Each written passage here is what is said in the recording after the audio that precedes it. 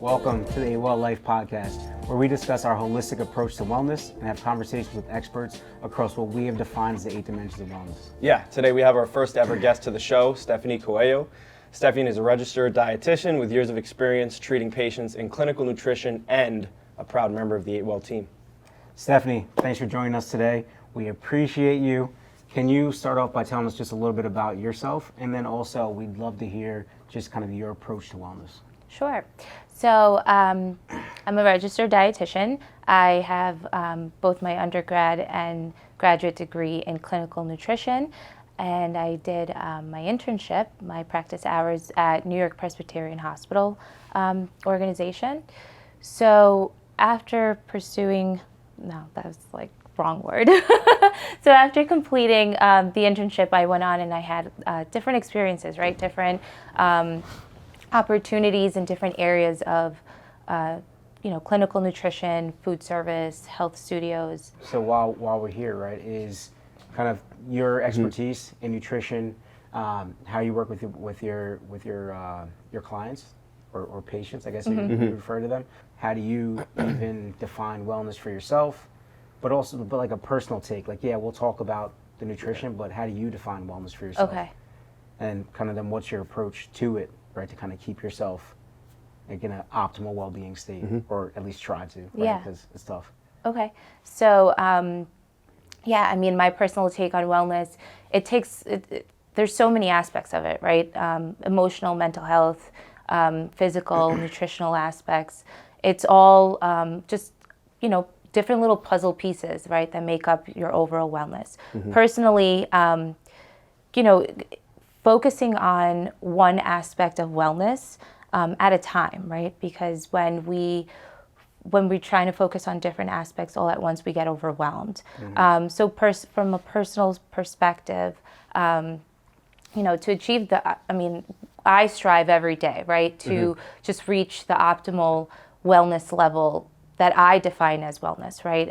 For me, it's not just nutrition, it's physical, it's mental, emotional, but also financially, right? So I love to establish routine, right? Sit down and have a plan in place, right? When you have that in front of you, you're able to have a clearer picture, a clearer path as to what goals it is in nutrition, what goals do you have, from financial standpoint, what goals you have as far as like your physical activity or movement in general. So yeah, definitely appreciate that. That's kind of something that we try to touch on a bunch in the previous 2 episodes. Was in order for you to get to this optimal level of well-being, right, it's about this active approach of wellness, and then the only way to get there is to have a plan in place. So if you can't just go in kind of with nothing, right? 100%. You got to have a way to check in with yourself, ensure that you're progressing in this way, right? And then have something to check back into. But you need a plan to kind of follow in order to get there. Right. Yeah. I was actually going to say, you said you like to establish routine, right? Routine, I'd hope for most people, is a pretty big part of their day, lining their day up or just anticipating a day, right? Because you have a young child, and you probably work a lot of hours, or right, have a lot of different things you have to do within your job. You come home, you have to do a lot of other things and take care of yourself and your family. For yourself as a registered dietitian, what does that, what's the routine? What are the big points in your routine? Probably, like for yourself, right? You get up in the morning, do you have anything set that you like to do, right? Aside from you being the nutritional health mind, right? Yeah. Like you said, the balance, what are things that keep you sane, right? Yeah. During the day or for a week, month, year, right? Yeah, absolutely. So I always like to make a list, like a personal list of my goals, right? For the yearly, for the monthly, and then on a weekly basis, how I'm going to get to that monthly goal, right? How is that monthly goal then going to help me achieve the yearly goal that I want to achieve, right, at the end of the year? But on a daily basis, I use the good old-fashioned to-do list. I know my daughter's schedule. I know got to be up at this time, got to make breakfast, lunch.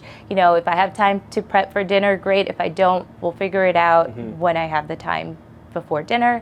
And then, having a schedule as far as seeing my patients, my clients, and finding just 15-minute breaks in between, right? Working from home, or if you do telehealth, typically you're working from home. So allowing yourself, giving yourself those 15 minutes, even as small as 5 minutes, stretch, go open the front door, open a window, stretch for 5 minutes, change of pace or right, something change, like that, yeah. exactly. So you're just not always like stuck in this zone of like work, work, work. Yes, we do have to work, but Balance. yes, but finding your Cool. balance. Yeah, everyone has a different Awesome. balance. I think one thing specifically for everyone out there too, can you define, what's the difference, because people are always mistaking nutritionist and registered dietitian, right? There's a major difference.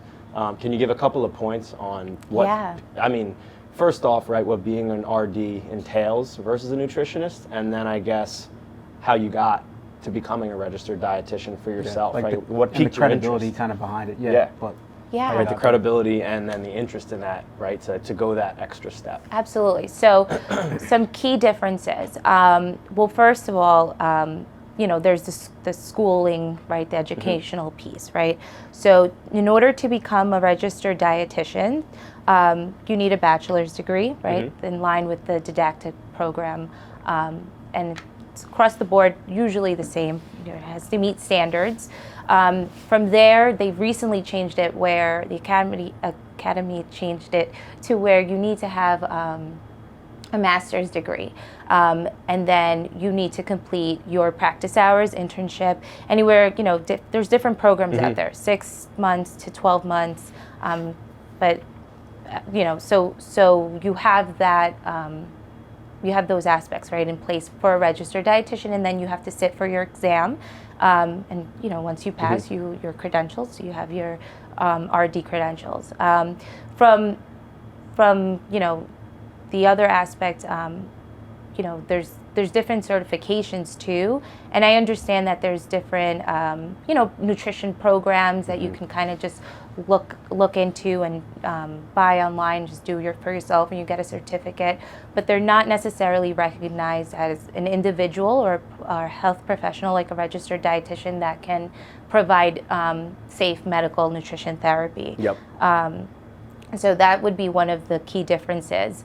And also, dietitians, we don't diagnose, we can only recommend, but we have the ability to differentiate and make so many different connections between, chronic kidney diseases, not chronic kidney disease, I don't know why that came out, sorry, chronic conditions, nutrition support, and specialized, disorders. So, But it could be like a chronic, could lead Well, to yeah, chronic it kidney could- disease. yeah, right? yeah. I know that's Yeah. specific, but Yeah. it could be. That's so interesting. That's Yeah.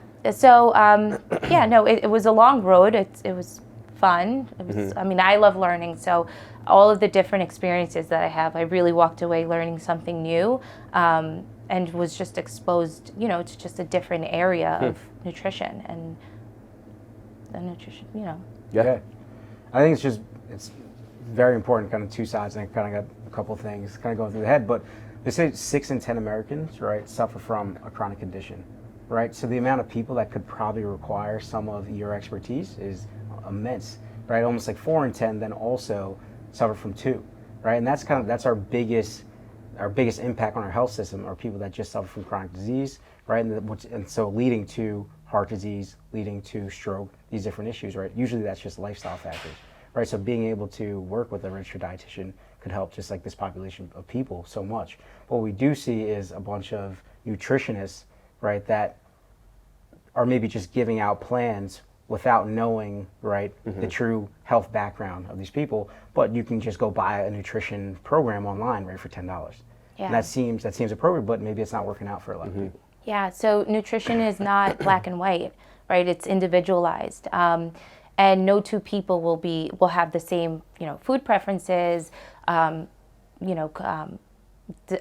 genetic disposition, or medications that they're on, or whatever it might be.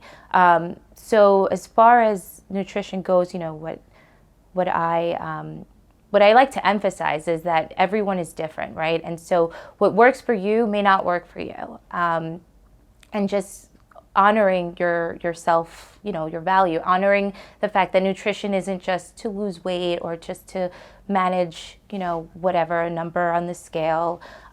It's really to nourish your body, right? Nutrition is just like oxygen, like it's vital, right? If you're undernourished, you can face a lot of health conditions, right? A lot of issues. So striving to just nourish your body and building a positive and sustainable relationship with the food and nutrition itself will really open up a lot of doors for you in terms of being comfortable around food, being more like open to treating conditions, your own condition, and just learning more. In general. No, appreciate that. I think we try to talk about too, right? Just because with physical fitness, there is this aspect of most of it, a lot of it can be driven from this vain perspective or just to be for the aesthetic purpose. But it's just, if you're worried about, or if you just kind of concentrate on I want to get stronger, right? I kind of want to just move my body, right? If you just do that consistently, the aesthetics will come. You just have to have a consistent routine of good food, of good movement, right? And then the appropriate movement, the aesthetics will follow, right? Yeah. The stuff that you want will come after. But you just have to get into the routine of just doing good stuff for your body, just moving, right? Just eating appropriately. And then everything else kind of falls into place after that. Yeah, I think huge, like you said, coming from a vain standpoint, people grab at these short-term wins or these short-term extreme lifestyle changes, right? Like extreme dieting or really trying to cut out something, right? Cut out carbs, go keto, go carnivore, go, right? All these different things that are either pushed or promoted or sold or are looked at as cool, flashy, easy ways to do things, right? And some of them may have their benefits or their placements for periods of time. But I think personally, right, I wanted to ask, what's your take on that? Because right, we always preach, and a lot of people will preach, right, underneath all this crap kind of is balance, right? You should eat a balanced plate. You should have enough protein, carbs, fats, fiber, right, nutrient-dense foods. I guess I don't even know the specific question, but what are the issues that you've seen, right, people coming from? How have you seen this whole kind of, where has your mind been at throughout this whole, especially social media push, right, of changing or influencing the industry so much to where people almost run into more problems or so many different directions rather than just taking a step back? So I guess, what would your advice be to someone starting out on a nutrition plan or, right, trying to get healthier, eat healthier, and have a long, sustainable Right. So that's success? A great question. Yes, I agree with the idea of balance. But before anything, if you're an individual that's constantly finding yourself like, oh, I'm going to go try this, oh, my friend told me about this, it'll totally work for me. Take a step back and analyze what diets have you done in the past and why have they not worked? Most of the time will be because it's unrealistic to keep up with, right? So there goes the idea of it's just an unsustainable lifestyle habit. Sometimes, it's just too much. For example, it's just too much. I just don't want to keep a journal for everything I eat. Yeah. Okay, you're not someone who can, be confined, right, and have to follow all of these strict rules all the time, right? So most of the time, it's just people really want to seek food freedom, right? The freedom to be able to choose hey, I'm at a party today and I'll have a slice of cake because it's your birthday, that's fine. So it all comes back down to balance, right? So yes, you want to have your protein. Yes, you want to have your vegetables. Think about the healthy fats you're having throughout the day or what you're cooking with, and carbohydrates, right? There's that whole idea that carbohydrates are bad for you. They're not bad for you, right? It would be a better focus to think of okay, what's a higher quality carbohydrate that's going to nourish my body, right? So that I still feel full and I can still enjoy whatever it is. I can still enjoy the rice, I can still enjoy pasta, bread, but something that just has more nourishing ingredients, right? Totally. So that's my take. First things first, just take a step back, right? Why hasn't things worked in the past for you? And you'll start to maybe open up that idea of like, okay, I need to learn a little bit about myself and my relationship with food, right? Sometimes it stems from how we grew up around food, what our parents or 100%. older adults modeled around us, So that would be the first thing I would suggest. Awesome. Cool. No, I think that's huge because it's right. Like the basis of this podcast is total wellness, but everything still plays a role. And that was kind of leading into our next question. I think that we even talked about it yesterday of just, right, the curiosity behind the mental approach to food and how you drive somebody to just, right, be better or approach better. Because, right, extreme eating disorders can be one thing, but like just knowing what to choose to pick, that affects, right, how you might be stressed, or it's way too stressful to focus on having to put in the time to buy ingredients and cook food because you want to get away from different processed oils or whatever the heck a restaurant's using or something like that, right? And also the ease of access of food, right? So yeah, that's huge. Is there any specific interaction that you've seen or even like people that you've worked with about, right, that has that more of like the mental take to it? I mean, are there things that you hold in your life that like kind of eases your mentality where like it helps your balance? Or, right, are things okay to do versus not okay to do, right? Like that you can indulge in and enjoy so that you're not just thinking you have to eat so strict, right? Bland, vegetable, this, that, whatever. Yeah. So it's unrealistic for the long run, right? Having to follow such a strict diet and having to, write things down and keep track of your calories. It's stressful, right? And if your body's already metabolically stressed, like you're just driving yourself further into the ground. Give yourself a break, right? First find, what is it that you're really looking for, right? Are you really looking to become the better version of yourself? Are you trying to find or build a better positive relationship with food in general, right? But the idea of just nutrition itself, like taking it back to what I said earlier, nutrition is like oxygen, right? It's so vital. So if we can kind of, understand and change that, like nutrition isn't scary, right? As a dietitian, we want to teach people, right? We want to give you the tools and education and the knowledge to set you up for healthy, positive, successful, sustainable habits for the long run, right? To prevent whatever chronic conditions that may run in your family or that you're just trying to avoid, right? So, the fact that living every day like, oh, I just can't have this, I can't have that, it's just too stressful. Find your balance, right? Find what works for you. No two people are going to have the same taste in food. Like you might have allergies, you may follow other dietary laws, like or religious laws, but find what works for you. And you always have the option to meet with a dietitian, right? There's so many dietitians out there, and the introduction to just meeting a dietitian will most likely be like a discovery call, right? Call one up, like look at their credentials, make sure they're in your area or whatever. What other I can't think of the word. What other information is important for you to kind of find, right? So, think about the goals that you have as far as like nutrition focused, and if the dietitian, is in line and someone that can help you or someone you click with, right? Because that's important too, to have that rapport and build that, having that mutual communication and understanding. Yeah, like a base of learning. Yeah. It's like a therapist for diet, but you have a personal trainer, right? You have a doctor to consult about your health or whatever that looks like. You have a therapist, right? Literally a, psychological therapist. You have a dietitian these are just building blocks to building a better, right? I think structure. like with that, definitely want to come back. But I think like that balance idea, right, of nutrition is so important. I think that's where because that's where everyone falls off, right? It's like there's no, like fad diets aren't successful because you're going to fall off because you're probably taking out some huge macronutrient right out of your diet that you're going to say, I want pizza, I want cake, I want to do these things. So you're going to fail that diet, so that it won't be sustainable. If these fad diets would be successful if you said, I just don't need those things in my life, right? And then that'd be fine because you could be consistent with that. Like I feel like I stress kind of that balance feel, and I do that kind of with myself. We'll sit down if I go out to eat or I'm doing something, and someone's like, "Oh, you're gonna have cake."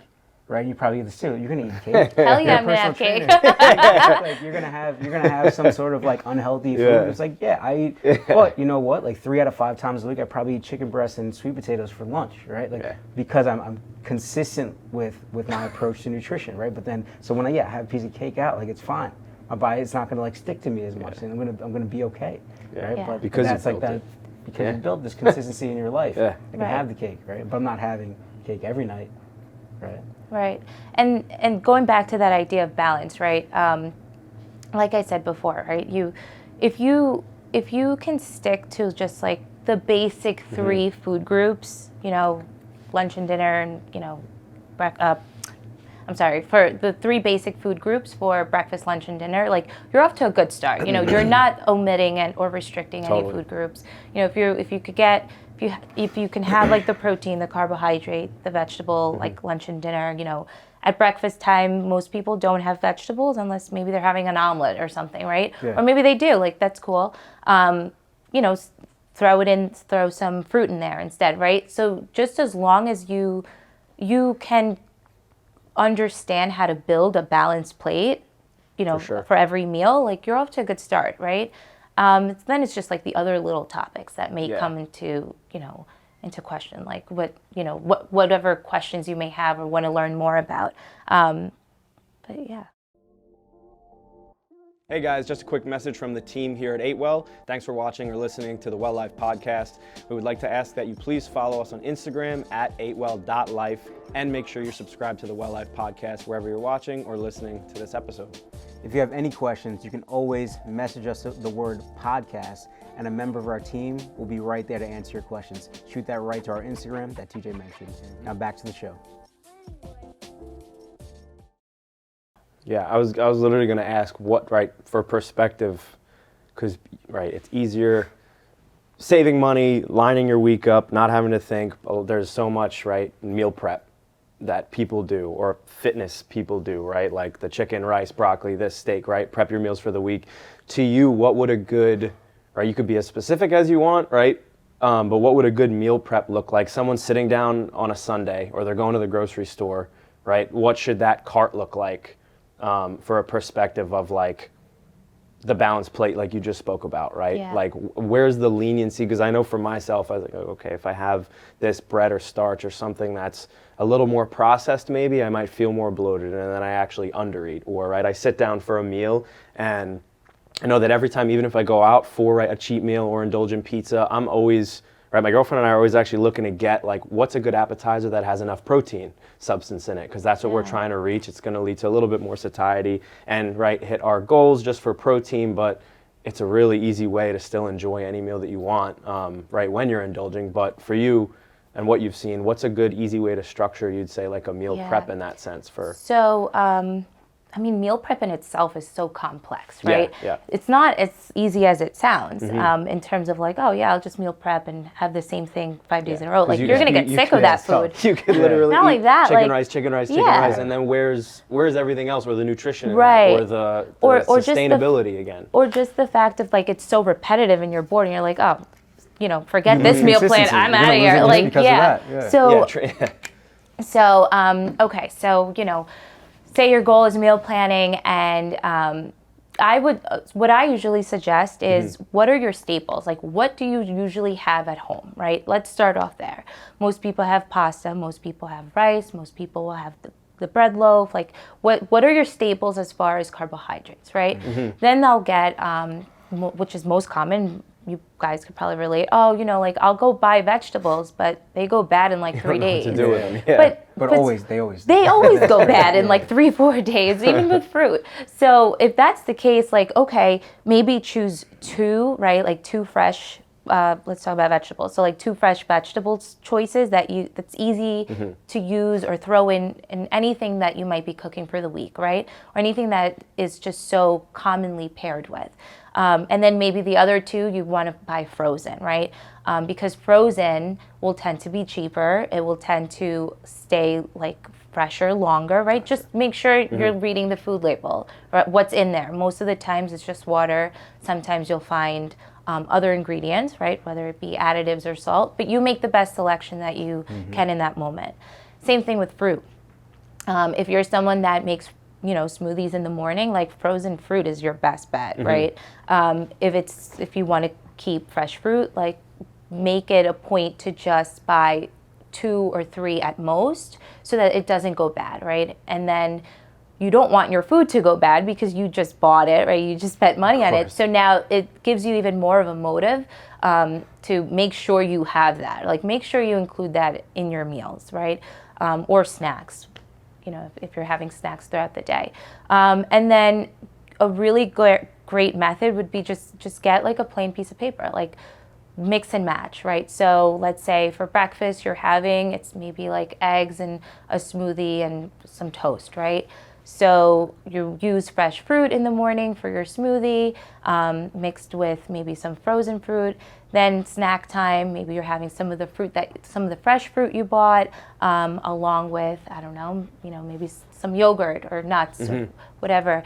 But as long as it's balanced, right? You always want to pair your snacks with a carbohydrate with protein or a protein and a fat. Yeah. So anyways, so you always want to make sure you're balancing, right? Your meals and your snacks. And then at lunchtime, maybe, it's something quick. So whatever staple carbohydrate you have, something that maybe you cooked from the night before. If you went out to dinner, maybe you're using that protein from the leftover, right? And maybe you're throwing in some like frozen vegetables. And then at dinner time, maybe you have a little more time. So now things are fresh, right? Now you're making like fresh, whatever, chicken, turkey. Now you could spend a little more time on sauteing vegetables and, maybe you're using the carbohydrate that you had yesterday evening. So the food doesn't stay longer in the fridge for more than 2 or 3 days, right? Because you also have to think about food safety. So it's something to think about. Cool. No, really good. And just kind of this usefulness of the foods that you already have, just kind of using them the appropriate way. Yeah. Right. So you went out, maybe you have some protein left, throw that in your breakfast for the morning so you can maybe help you get to your protein goal, right, to start the day. We were listening to this podcast the other day about how we should have this 30-gram goal of protein right in the morning, right? Just kind of get the blood up, get to optimal blood sugar levels, right? Satiate you for the rest of the day. But it's how can you kind of get there using the foods that you already have, as opposed to saying, oh, well, we only had 2 eggs and we had cereal in the house, right? No, well, you can use what you had for dinner, use some of those leftovers, pop it in, and kind of get you immediately to that protein goal to start the day. Yeah, absolutely. So if you could start your day off with protein, you're really setting yourself up for success. One, like you said, you'll stay fuller, right, longer. And 2, you'll be able to meet your protein goals, right?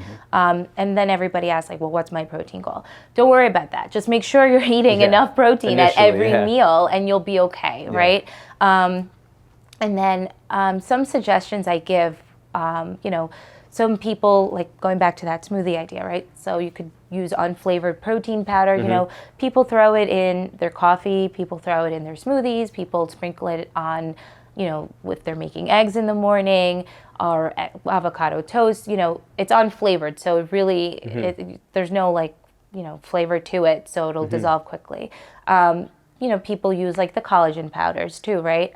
So it's a supplement, but if you can get protein from its natural source, then you're better off doing that, right? But again, the unflavored protein powders, throwing some of that in, maybe your yogurt, cottage cheese, whatever you have in the morning, just to give you that boost, right? Yeah. No, I know so we kind of touched on, right, the mental kind of aspect of of nutrition and kind of how people feel when they're either trying to add or remove foods. Do you, when you're working with patients, have you seen kind of a shift in kind of their mental wellness, right? As you're taking someone that's, say, just coming to you that's suffering from something, right? And then maybe you've been able to give them a plan that they've been successful on, right? Have you been able to see a shift in their mental well-being as they kind of progress through? Absolutely. Like even, sorry to cut real quick, but even like relationship of like, now they're able to go out to dinner Oh, and yeah. not be as stressed about eating that cake because they've already, sorry, go ahead, but I just Absolutely. wanted to add that point because that's Yeah. where I go immediately when I think of that. Yeah, absolutely. I mean, off the top of my head, I'm thinking of like these stories, right? Like my experiences that I've had with clients and patients. But yeah, so to generally, speak on behalf of those experiences. You can use names, but it's not a HIPAA violation here. No, it could be. What if this thing goes viral? Just kidding. Say TJ or Tyler. Yeah. No. You made me lose my train of thought. Okay, so what I was saying,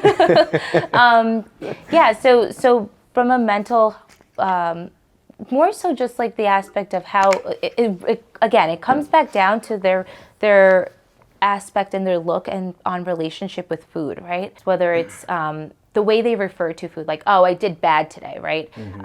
Couple weeks went by, and then the patient's like, I allowed myself to, the kids went out for ice cream. I allowed myself to take a bite from one of their ice cream cones. Like, that's great. The language makes a difference, right? Instead of referring to like something as bad or like, making those types of like sounds or referring to food negatively is just going to keep you in that cyclic, right, negative mindset and relationship with food. But another something else to think about, like when we restrict food, right, and when we restrict nutrients, like that affects us, not just the way we feel, right, but it actually affects us like metabolically, right, like our hormone balance, right, our hormones.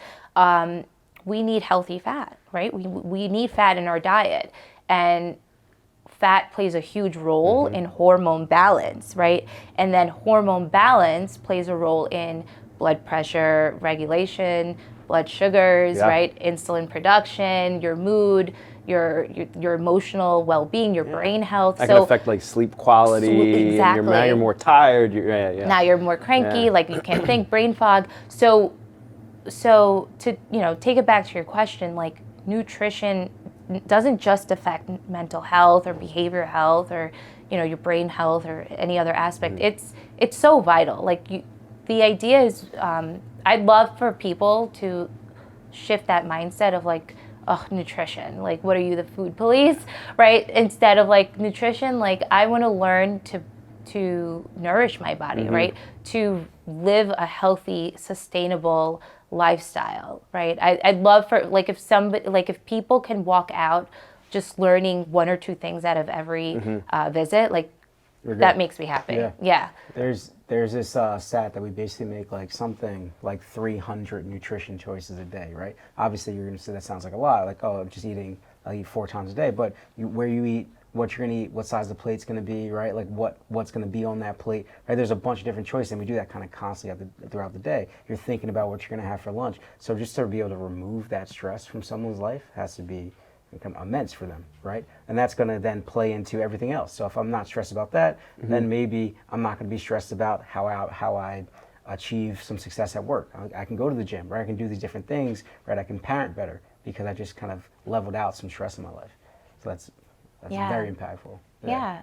I mean, and nourishing your body, it shouldn't scare you, right? It if anything, it's exciting, right? Like learning like, oh, okay, how can I improve my performance? How can I, like from an athletic standpoint, right? How can I, help ease my emotions, right? Or, emotional eating is something that a lot of people have, like behavior-wise, but don't realize it, right? So I always like to ask the patient or the client, so let's say it's like evening snacking. So why are you snacking, right? Are you still hungry? Like, are you stressed, right? Like, are you thinking, like, what is the motive behind the snacking? Like, is your body telling you you're hungry? Like, or are you just trying to cope with emotions? And if you can really like just give yourself a minute, take a break, and kind of like try and draw those connections, you start to learn so much more about yourself and how you can deal with, like, if it is an emotional eating habit, like how can you deal with your emotions, right? And take care of whatever might be bothering you or stressing you out so that you don't have to continuously fall into that cycle every day.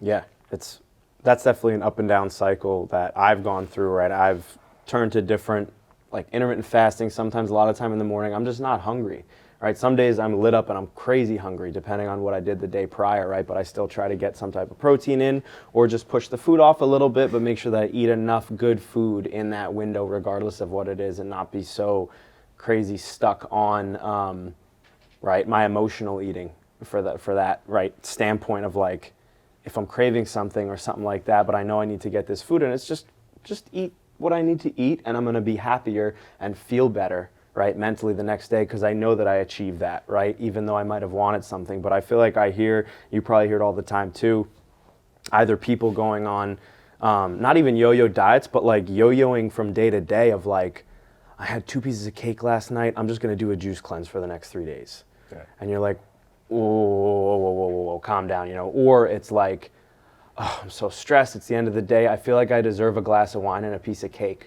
But then the next day they wake up and they're angry at themselves for having that piece of cake or something like that. And it's like, wow, like right, where's the coping, like you're saying, versus just having a better relationship with like, right, checking themselves, seeing how they line their day up, how they're gonna feel better and, right, knowing that, like knowing what's gonna help them and where they can go and how they can align their nutrition, right, and what they're intaking and how that interacts with them. So kind of like comes back to the start of it, right? Just like having a plan, remaining consistent, having balance, right? So if I have those things, if I need a glass of wine and a piece of cake, okay, cool, I'm going to come back to my plan, right? If I didn't eat because something happened, all right, I'll come back to my plan. As long as you have that plan, you can always kind of fall back on, right? It's just, but you got to have it in the first place to have something to kind of, something stable to kind of come back to. Yeah, I mean, and also like change takes time, right? Change can take a year. For some people, it's 5 years. Like it's time. It's just so, you know, it depends on, you know, the person's goals and how you manage every day, right? So, you know, for example, like just going back to what you said, you know, oh, I had a piece of cake and wine, and then the next day you're just feeling, you know, all sorts of down and you're self-sabotaging. Like that's not a positive relationship with yourself, right? It's allowing yourself, like, you know, there's just so many different like pathways, right? So it's like it comes down to like your relationship with food, how comfortable you are with yourself and the decisions you make, self-love, self-value, right? Being at peace with the choices you make, but also striving to do better, right? Striving for your optimal health and well-being and wellness. You know, what are your goals, right? So like that's asking yourself like these questions, or just realizing, right, like, okay, maybe it's time to take a step back and really analyze, like, okay, where am I at? Is there something am I missing? Like, what am I not understanding? What am I missing out of my diet, right? And seeking the information from health professionals that have that knowledge, right? Not just, you know, we're so quick to go on Google and be like, okay, so why am I, you know, feeling so tired all the time? And it's like 10 different things. But again, it's you know, really taking a step back and analyzing like what's going on, right? But giving yourself a break too, and again, that whole idea of like food freedom is being at peace with the decision you make, but you know, don't self-sabotage. It's okay. Tomorrow is a new day, right? You could still work on striving to meet your goals. It was just that one time. Now you know for the next time when you're in that environment where there's wine and cake, maybe you're going to choose one over the other, right? Maybe you're going to say to yourself, well, you know, the glass of wine isn't really going to take away my problems. Let me just go deal with, you know, whatever else the problem is, right? And instead of just continuing that cycle, you know, it does take a lot, right, for the person too, to be able to acknowledge that. So it's a process. It really So I is. guess kind of to bring it together, if someone was to start tomorrow, what's the first thing you recommend? How do I start tomorrow? Obviously, working with a registered dietitian like you would Yeah. be amazing. Direct, yeah. But if I'm doing that or I'm not, right? Like, what's the first mental step? Like, kind of what's the first step I take, kind of just to achieving some healthy relationship with. Yeah. with food? So going back to what I said, right? Like, grab a piece of paper, write down all the past diets that you've done, right? Why didn't they work? Yep. And if there's a common theme among all of them, you know, then now you have a better direction, right? So, for example, right, maybe it's just too, like we were discussing, it's too rigid, it's too like confining, it's just, you know, I don't want to follow these rules anymore, like the food rules or whatever it is. You know, okay, clean slate, right? Let's educate. What do I need on my plate every day, right? How am I going to set my day up for success? How am I going to set myself up with some energy, right? Some good energy to carry on for the day. So that's always that's always the first step, right? Like identifying like what your goals are, but also what have been the barriers in the past. And then from there, I mean, just learning, right, fundamental basics, like your different food groups, right? What do we want in our meal to consider it to be balanced, right? Whether it's a meal or a snack. And then along the way, you know, you'll come up with questions and you'll have other concerns, and, you know, it's just like a plug and play. Like, you know, you carry on with the process, and over time you're making these changes that then become habits that now become a lifestyle, and you just can't, you know, if you're true to yourself with those changes that are comfortable with you, right? I always tell all of my patients and clients, like, we're only going to choose one thing to work on between now and the next time I see you. Yep. Because if we have like 5-6 things on that piece of paper, you're going to get overwhelmed, frustrated. You know, you're going to go back out in the world and just kind of look for another fad diet that, you know, like another magic pill or injection, and you're going to find yourself right back where you were. Magic and joy. No, Steph, we appreciate you. We appreciate your time. We appreciate that you are a part of the 8 Well team, and we can't wait to do more with you and get more exposure from our clients and our community just to you and your knowledge base. So thank you for being with us. Thank you so much for having me. Yeah. Appreciate it. Thank you for joining us on another episode of the 8 Well podcast. Yeah, please make sure you like and subscribe to the Well Life podcast wherever you are listening or watching. And if you're looking for more information on or about 8 Well, you can check in for our personal or virtual memberships. Or if you have any questions, please feel free to send us an email, right? team@8welllife.com. You can check out our website, 8welllife.com, or just shoot us straight a DM on Instagram at 8welllife. Yeah, so we'll see you back here for the next episode when we'll have Dr. Mike Fucci dive deep into the next dimension of wellness. Physical. Physical.